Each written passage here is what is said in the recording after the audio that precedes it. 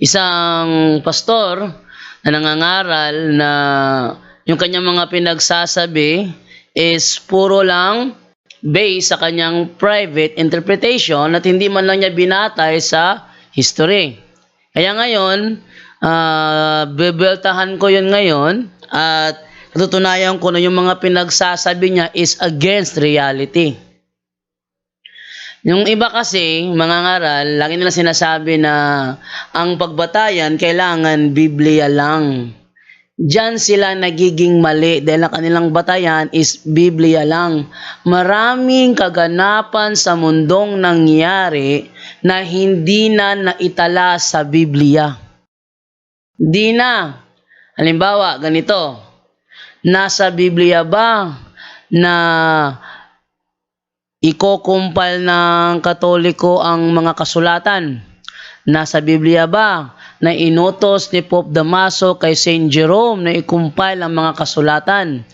Nasa Biblia ba na idadagdag sa Biblia ang New Testament? Nasa Biblia ba na 27 books lamang ang ilalagay at tatawaging New Testament? Nasa Biblia ba na kailangan lagyan ng kapitulo at bersikulo para matunto ng mga salita sa Biblia? Wala rin, hindi ba? Napakaraming kaganapan sa mundo na hindi na nakasulat sa Biblia. Kaya yung mga ano lang sa letra por letra, nakaano lang sa anong nakalagay sa Biblia, sila yung mga pinakaunang mga tao na hindi nakakaunawa at mahilig gumawa ng mga tinatawag natin private interpretation. No? Sila yon. Gaya ng i-feature ko ngayon sa inyo, kanina ko pa itong umaga natanggap pero sa tingin ko is mas magandang pagkukulang ko muna ng pansin dahil maganda lang talakayin. Ano? Ito siya, ang sabi dito, Iglesyang sulpot daw ang Roman Catholic Church. Nasasaktan siguro na lagi din sinasabi na sila ay mga sulpot, in which true naman talagang sila ay mga sulpot. Kaya siya gumawa ng isang vlog na sinasabi niya ang Roman Catholic daw ang pinakaunang sulpot na iglesia. Totoo ba ito? O isa na namang kabulaan ng turo mula sa isang bulaang tagapagturo. Patutunayan natin ang kanyang mga pinagdadaldal ay pawang mga mali. No? Unahin natin yung kanyang video. Ay ipapakita ko sa inyo. Wait lang. Get ready ko na lang muna yung ating video natin. Ayan. So, narito. Kinggan natin ang kanyang mga pinagsasabi sa naturang video. Alam niyo ba mga kapatid na mga kaibigan na ang Iglesia Katolika ay isa ring iglesyang sulpot? Yes. Sila ang kauna-unahang iglesyang sumulpot or lumitaw mula sa loob ng iglesia na itinayo ni Kristo. Sila po ay may claim na meron silang historical evidence na meron silang kaugnayan sa loob ng iglesyang itinayo ni Kristo. Ako agree ako doon. Okay, nandiyan muna tayo. Agree siya na ang Katoliko meron talagang kaugnayan. Agree siya doon na ang Katoliko meron talagang kaugnayan sa iglesia ng Diyos, sabi niya. Yun ang sabi niya. Pero in reality, ang mismong Katoliko ang iglesia ng Diyos. Ano naman yung bakit sinabi na sumasang-ayon siya na tayo ay may koneksyon sa iglesia ng Diyos? Eto, tuloy natin ang naturang video. Ang kaugnayan nila, sila yung mga masasamang sulpot na sumulpot sa loob ng iglesia na dating mga kasamahan ng mga apostol, mga kapatid. Ang bawat iglesia noon ay pinangangasiwaan ng mga obispo ipinagtagubilin ng mga apostol, partikular si San Pablo, ang iglesia sa mga elders or obispo, mga kapatid. Yun. So, maliwanag doon na ang pinagbilinan pala, mga obispo. Okay. Sana nanonood siya ngayon. At kung sino man ang nag-send sa akin ito, please i-share mo doon sa kanya. No? Para makarating sa kanya ang ating response. Okay. So, ang pinamahala sa iglesia ay mga obispo. Tama yon, mga obispo nga. Tuloy natin ang naturang video. Gawa 20:28, ang sabi ni San Pablo sa mga obispo, ingatan ninyo ang kawan na kayo'y ginawa ng Espiritu Santo na obispo upang pakanin ninyo ang iglesia ng Panginoon. Therefore, obispo ang nangangasiwa sa iglesia sa Roma, Galacia, Corinto, pagka umalis ang mga apostol, mga kapatid. Pero, mula doon sa mga obispo na nangangasiwa sa iglesia ng Diyos na nagkalat doon sa iba't ibang lugar, doon magsisisulputan ang mga obispong masasama na hindi magpapatawad sa kawan at magsasalita ng mga masasama upang magdala ng mga alagad sa hulihan nila. Sabi ni San Pablo sa 20:30 ng Gawa, magsisilitaw sa kasamahan din ninyong mga obispo, ang mga taong magsasalita ng mga masasama upang magdala ng mga alagad sa kanilang hulihan, o magtayo din sila ng iglesia, Yan. Dito na yung pagkakamali niya. Yung ginamit niya, Gawa 20:30. Sa Gawa 20:28, nakalagay doon is ang iglesia ng Panginoon pinamamahalaan ng mga obispo. Yun ang nasa Gawa 20:28. Ayan, basahin natin yung Gawa 20:28, ha.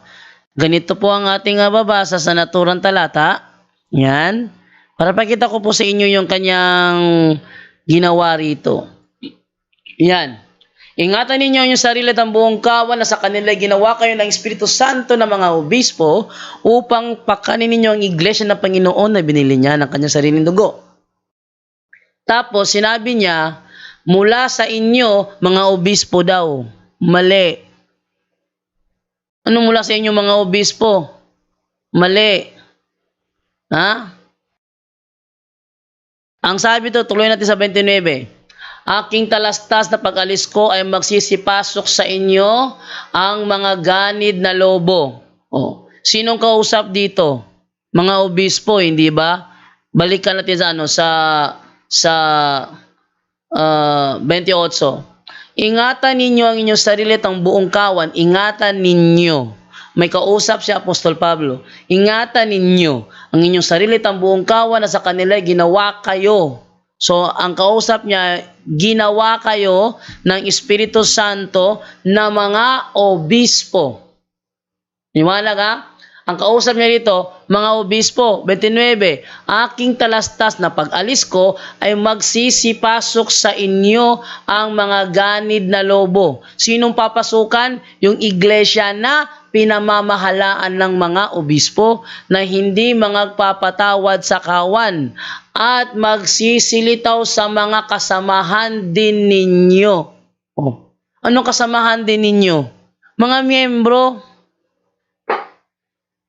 Oh, pero ang ano niya rito is mga obispo lang ang tinutukoy na magsisilitaw sa mga kasamahan din ninyo. Dinugtungan niya mga obispo. Mali, wag mong dugtungan. Kasamahan ninyo, kay membro, kay pare, kay katoliko, kay obispo, kasamahan nitong obispong kinakausap. Ang mga taong magsasalita ng mga bagay na masasama upang magdala ng mga alagad sa kanilang hulihan. Pero, nang basahin niya ito, hindi niya tinuloy sa 32. Bakit kaya? Bakit hindi niya itinuloy sa 32 hanggang 30 lang siya? Nahawa to sa mga ministro ni Manalo. Nahawa ito sa ang dating daan manggagawa. Nahawa siya. Nangopya ng aral, nangopya ng turo. Sana kapag binasa ninyo ang gawa 20-29 hanggang 30, ituloy nyo naman sa 32. Tingnan natin ang video ha, kung binasa ba niya ang 32. Tuloy natin ang naturang video, eto. Sarili nilang iglesia, yung mga masasamang obispo na yun, mga kapatid. Kaya, ayan ang resulta. Iglesia Katolika, tayo ng obispo na sumulpot. Tayo ng obispo na sumulpot. Ayan. Saan kaya siya nakabasa ng Iglesia Katolika ay tayo ng obispo na sumulpot? Saan nga siya nakabasa? O sige, magbukas kaya tayo ng browser. Yan ha. Magbukas tayo ng browser at tingnan natin yung ang ano dito. Tingnan natin ha. Wait lang. Okay. Ito. Palakihin ko muna. Para may pakita ko sa inyo si screen ang naturang browser. Okay, ganito. So, ito na. Pilipin natin. Yan. So, mag-type tayo ito ng words dito. Catholic Church. Ito pala. Sa baba pala. Dito pala. Catholic Church. Yan. Yan. Catholic Church. Okay. Sabi dito, ganito.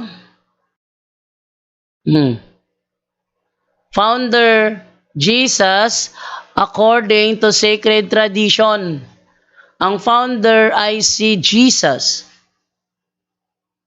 Sabi nung bulaang pastor na nagtuturo, ang nagtayo daw ng Iglesia Katolika ay ang sumulpot na obispong masama.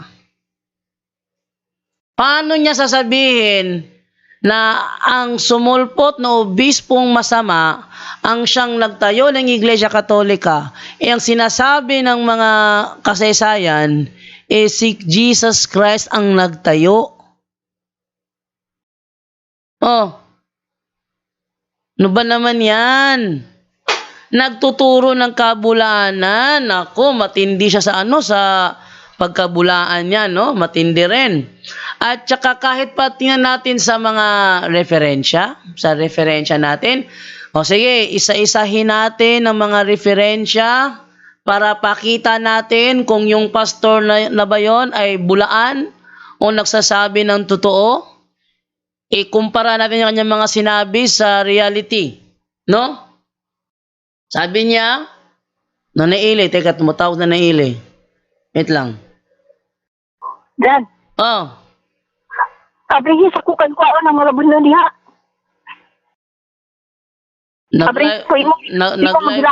Nag-live ko na yan na.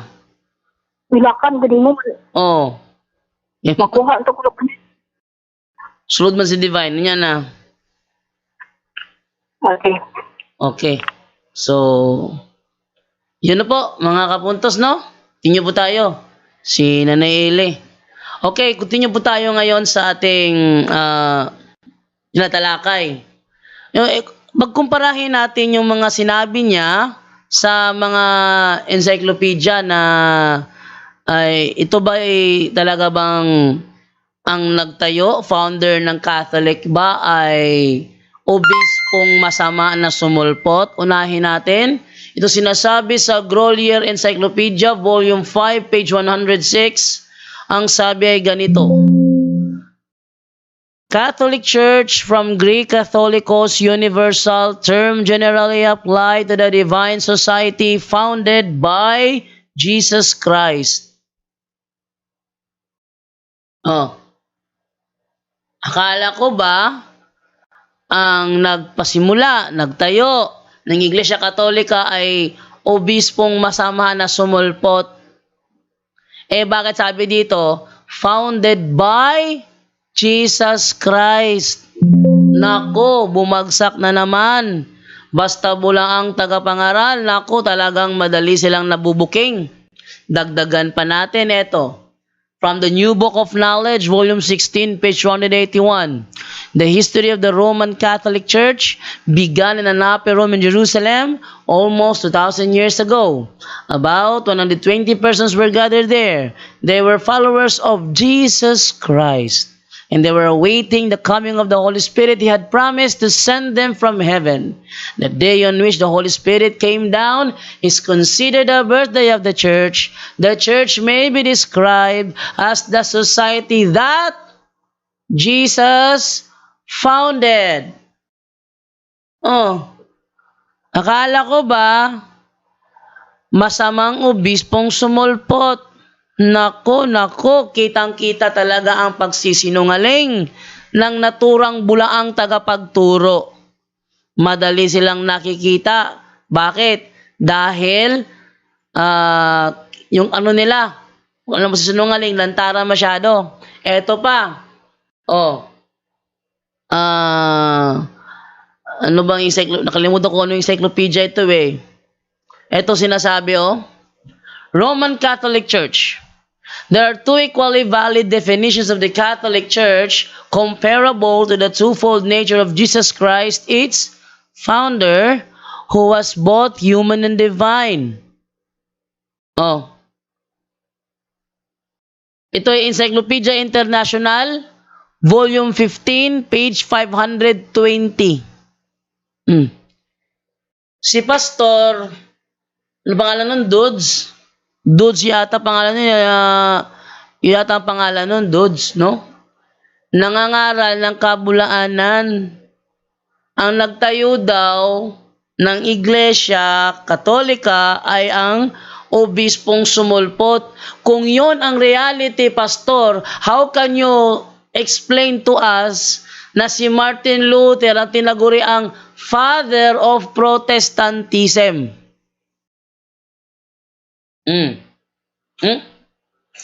Kung tama ang unawa nung pastor na yon, paano nangyari na ang Father of Protestant ay si Martin Luther? At saka si Martin Luther na Father of Protestant, hindi obispo. Sabi niya, ang mga obispong masama nagsipagsulputan, nagsipagtayo ng sarili nilang iglesia. Sino kayang obispo ang nagtayo ng sarili niyang iglesia? Si Martin Luther, hindi obispo yan. Monghe yan, monk. Sabi ni Eli Soriano, cardinal daw si Martin Luther. Hindi siya cardinal, monk. Siya ay monghe. Hindi siya kardinal. Paano nangyari na ang Father of Protestantism hindi obispo? Yang sabi ng pastor, may mga masasamang obispo lalabas at magtatayo ng sarili niyang iglesia. Sino kaya yon? Na siyang founder ng Roman Catholic Church. Pinakaunang sumulpot na bishop. Sino kaya yon? Wala akong makita sa history. Nasa Badista pa lang ako, tinitira ko ng Katoliko. Pero pagdating sa founder, wala akong maitapat Gagawa ng argumento, pero before ako matulog, naisip ko yung argumento ko, gawa-gawa ko lang naman yun Marami mga kapuntos, mga taga-ibang sekta ng relihiyon na kapag makipagbalitaktakan sa Catholic True Church, hindi talaga nila pinatatamaan ng founder. Meron ba kayong nakita na pinatamaan nila ang founder o naglabas sila ng encyclopedia na sabi, halimbawa ganito, mga kaibigan, ito isa ring encyclopedia at batay dito sa pahina, magbasa niya, nakalagay, si Mr. Juan de la Cruz is the founder of the Roman Catholic Church. May nakalaki talagang founder. Founder of the Roman Catholic Church. Ba't wala? No? Nasa Sabadista pa lang ako, pinapaniwala nila ako na ang Catholic daw ay founded by Emperor Constantine. Hanggang ngayon, wala pang Sabadista nakapagpalabas niyan yung legit na encyclopedia na hindi authored by a Protestant pastor.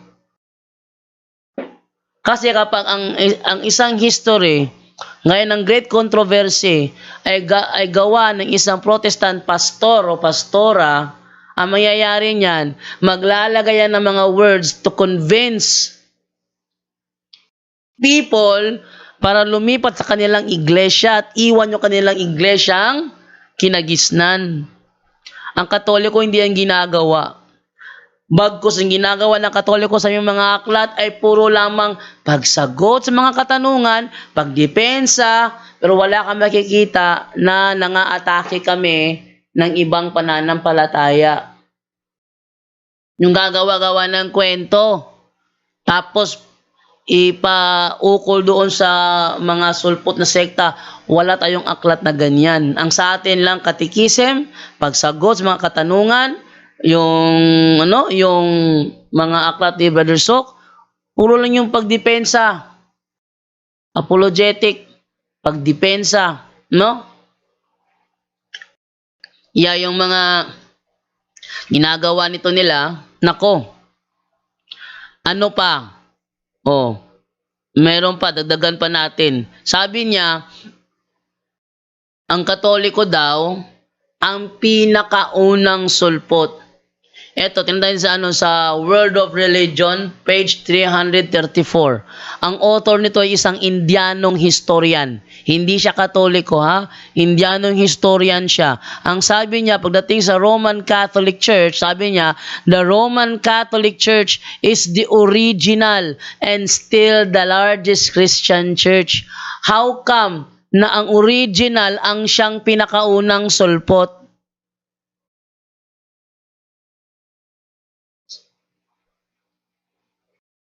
Si pastor na nangangaral, yung mga pinangangaral niya, kabaligtaran sa realidad. Di ba? Tuloy natin yung kanyang video. Pakita ko sa inyo na yung kanyang video ay pawang kasinungalingan lamang ang mga ipinagtuturo doon. Ito pa, dagdagan pa natin. Sa panahon pa ng mga apostol, andyan na yan sila. Sabi niya, sa panahon ng mga apostol, andyan na yan sila. Referring to the Roman Catholic Church. Tama, andyan na nga kami sa panahon ng mga apostol. Action na nangyayari. Lumabas yung mga masasama o lumitaw yung mga masasamang obispo. Yan. Sa panahon ng mga apostol daw, lumabas ang mga masasamang obispo. Anong ginawa? Nagtayo din sila ng kanilang sarili. Nagtayo din sila ng kanilang sarili. Nagtayo din sila ng kanilang sarili. Ito, isa na naman kabulaanan. Ang obispo daw na lumitaw, pinakaunang obispo lumitaw na sa Iglesia Katolika, nagtayo daw ng sarili niyang iglesia. Talaga? Yan ba ang nasa kasaysayan? Silipin nga natin kung anong sinasabi sa kasaysayan. Ganito. Young Student Learning Encyclopedia, Volume 2684. Roman Catholic Church. For the first 1,000 years after the death of Jesus Christ, all Christians were members of one religion. 1,000 years?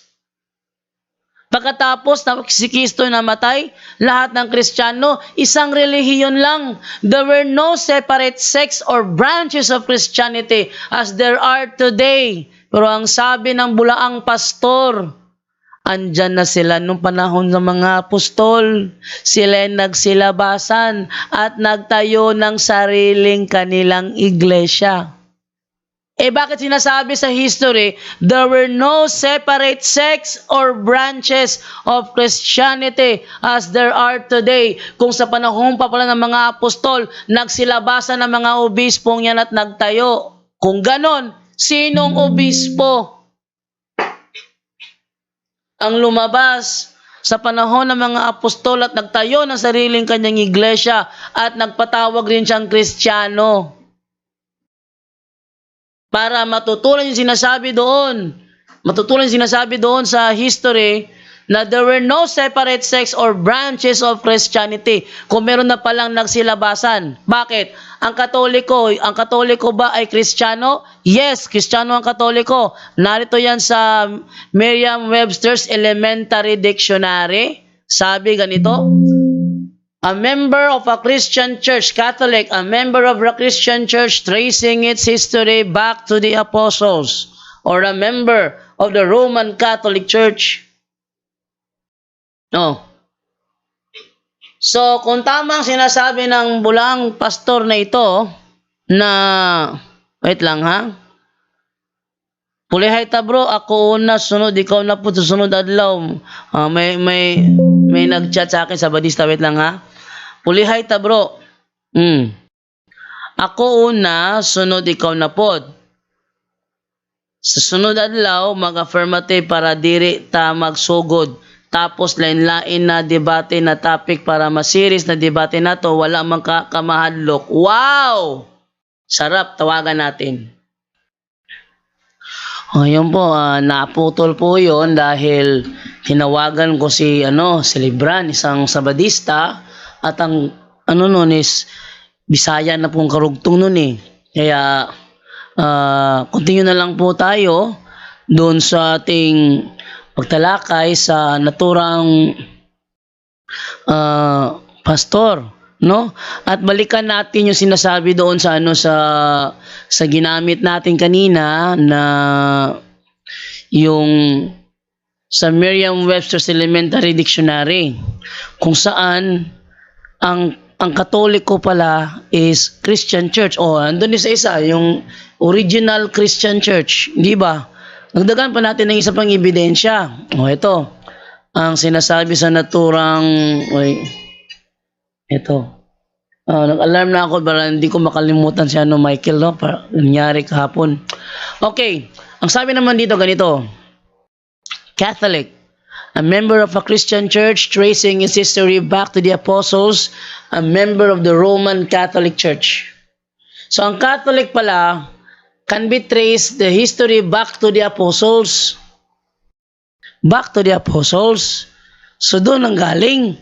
At ang Katoliko is a Christian church. At batay naman po sa ebidensya, 1,000 years after the death of Christ, all Christians are in one religion.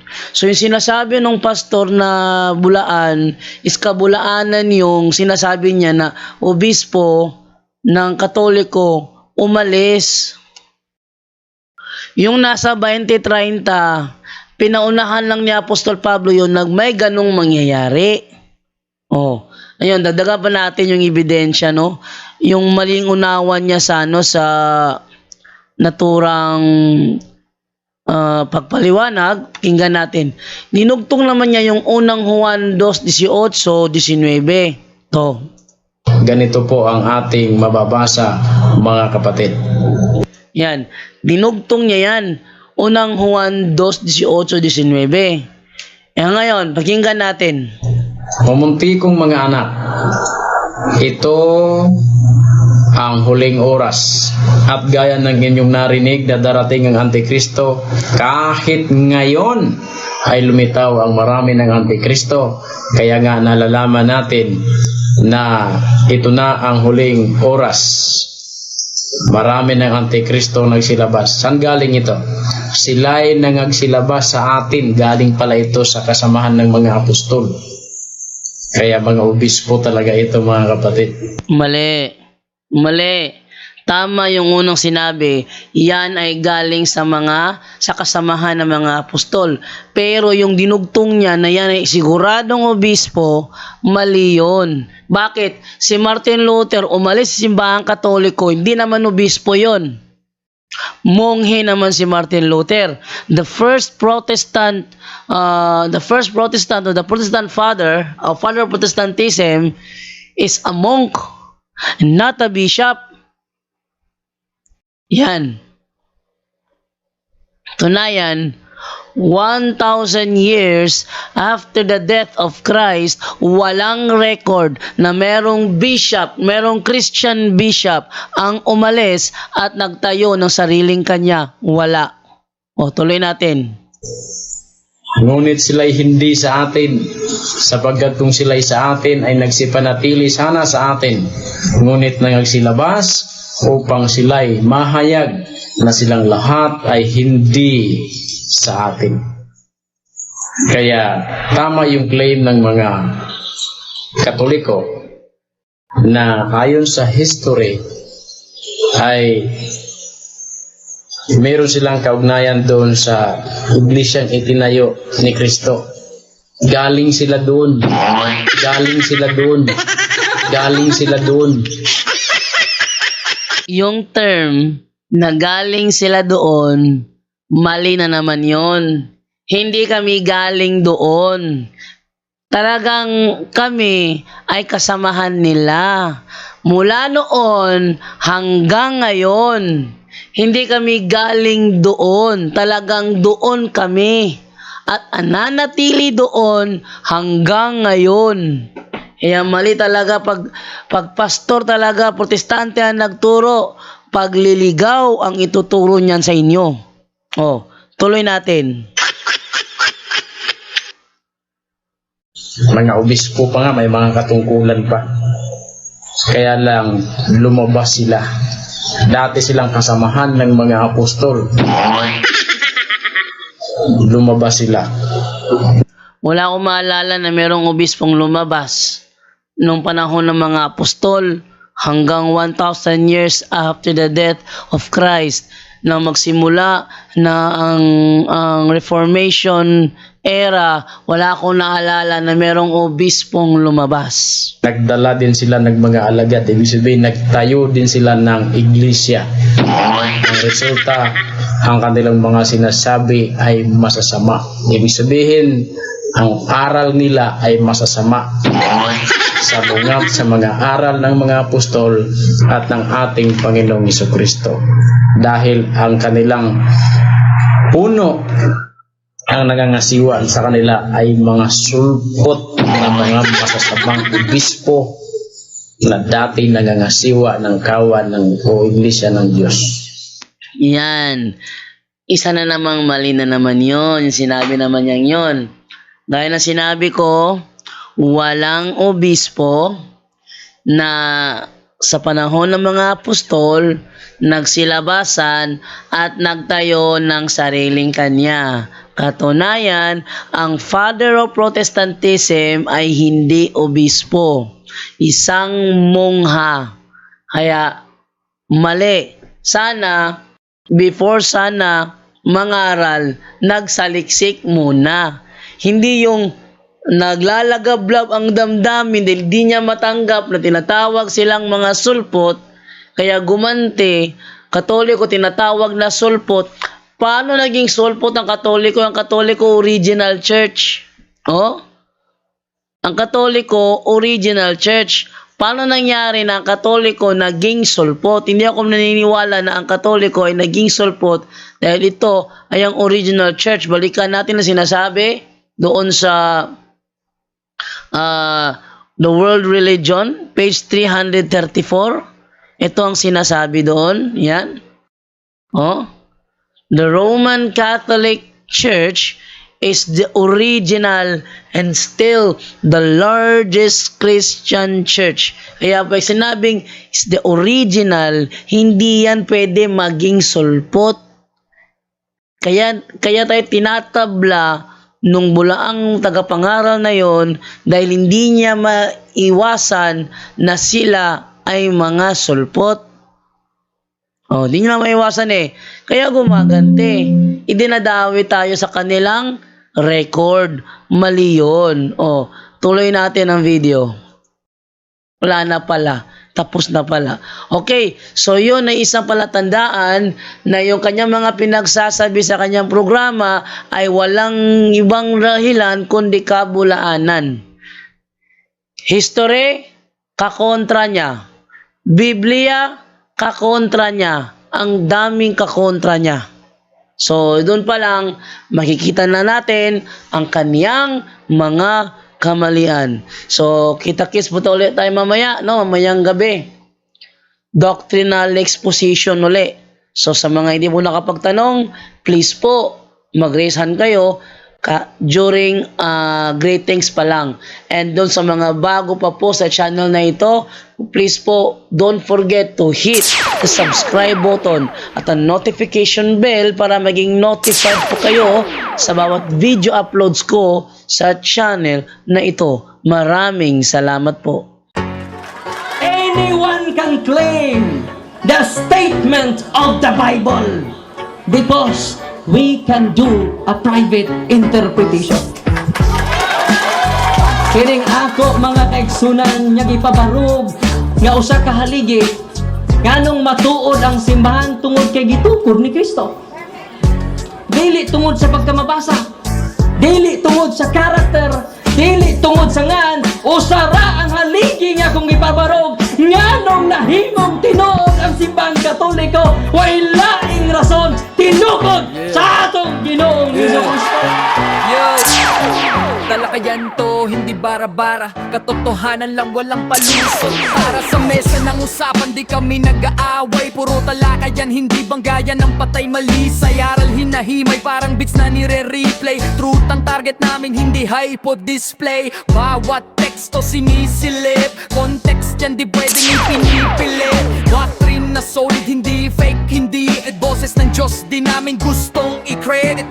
Doktrina flow, hasal ng pag-iisip. Salita ng Diyos, yan ang aming inisip. Uhaw sa turo, kaya kami nagdidip. Sa talakayan, truth ang pinanghahawakan. Keep it! Doktrina flow, hindi ito laro. Pag-unaway tumatagos hanggang buto. Sa bawat linya, puso ang sumisigaw. Katotohanan lang, walang bawal, walang bawas raw.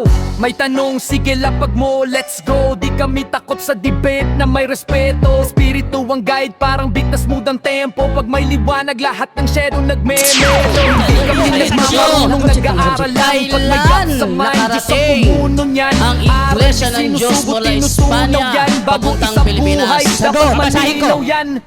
Hindi kompetisyon, hindi kami nagrarime para lang manalo. Puso ang puhunan, hindi bara-bara ang palo. Truth ang goal, yan ang tunay na trono. Doktrina flow, hasal ng pag-iisip. Salita ng Diyos, yan ang aming inisip. Uhaw sa turo, kaya kami nagdidip. Sa talakayan, truth ang pinanghahahakan. Keep it, doktrina flow, hanggang dulo go. Liwanag ang bit-bit, hindi ego. Sa doktrinal na usapang totoo. The pillar and foundation of the Kami ang truth bida, is the yo! church, and the Catholic Church is the church founded by Jesus Christ. Then, asay inyong pilion.